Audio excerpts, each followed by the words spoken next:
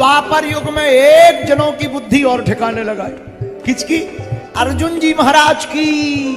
अर्जुन जी फूल तोड़ने के लिए कदली वन में आए, हनुमान जी वहीं पर बैठे राम राम गुन गाए। अर्जुन जी बिना पूछे फूल को तोड़ने लगे। हनुमान जी बोले ये किसके लिए ले जा रहे हो? बोले पूजा के लिए। बोले पूछ तो लेते। बोले पूजा के लिए फूल तोड़ने के लिए पूछना चाहिए? हनुमान जी बोले बिल्कुल पूछना चाहिए, हम हैं, पूछो। अच्छा एक बात बताओ, किसकी पूजा करनी है? भगवान कृष्ण। हनुमान जी बोले तो ठीक है, ले जा।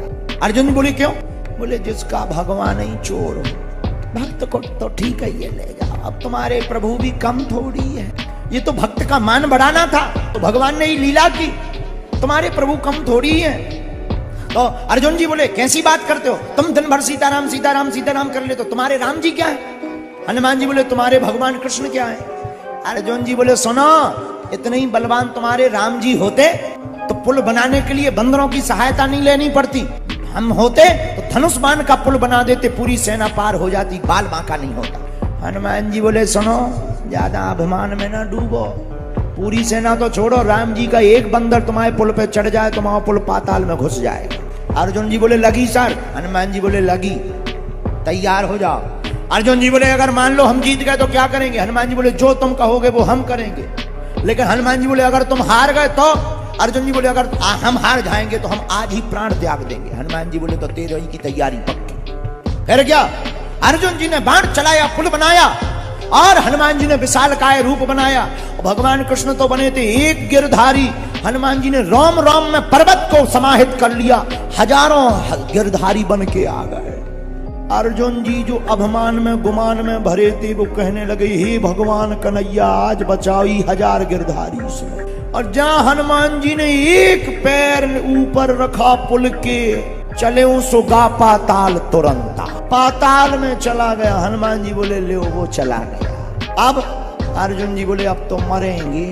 हनुमान जी बोले मरो ना, किसी ने नहीं देखा, हमारी तुम्हारी बीच की बात है। अर्जुन जी बोले नहीं नहीं नहीं, ये तो प्रण है, संकल्प है। तब भगवान कृष्ण आए, भगवान कृष्ण ब्राह्मण का रूप धारण करके आए। क्या बात है, क्यों मर रहे हो? अर्जुन जी बोले प्रण था सो मर रहे। भगवान बोले किसी ने देखा? किसी ने नहीं। भगवान बोले एक काम करो, फिर से प्रतियोगिता रखो, अब हम देखने वाले। फिर से प्रतियोगिता रखी, बाणों का फिर से पुल बनाया। हनुमान जी फिर से विशालकाय रूप धारण करके आए। तो हनुमान जी ने जैसी पैर रखा, भगवान कृष्ण ने देखा कहीं फिर से ना टूट जाए, तो अब अर्जुन जी बचेंगे नहीं।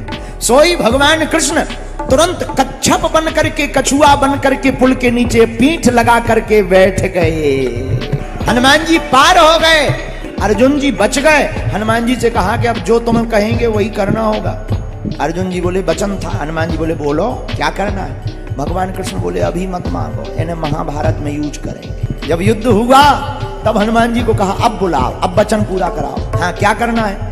हनुमान जी से कहा अर्जुन जी ने आपको महाभारत में हमारे ऊपर रक्षक बन करके बैठना है।